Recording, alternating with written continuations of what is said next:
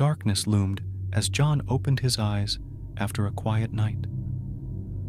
Rising from his bed, he expected to follow his usual morning routine. However, the light filtering through the window was not as expected.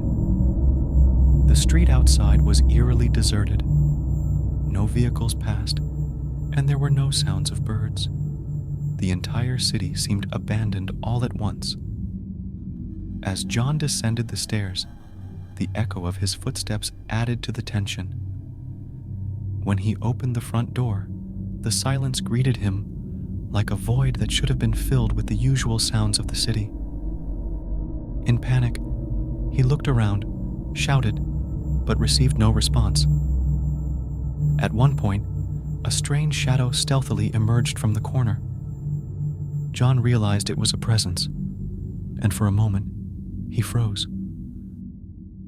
Though he couldn't see the face of the shadow, he instinctively sensed malevolence and a dark energy. Running with trembling hands, John fled through the empty streets of the city. However fast he ran, the entity was catching up. With his breath growing heavier, the dreadful presence closed in on him step by step. Finally cornered, when the dark entity leaned in and whispered something, the words left John horrified. "You are not alone because there's no one here." In that moment, John heard his own scream, echoing in the silence of the world, and the darkness engulfed him, pulling him in.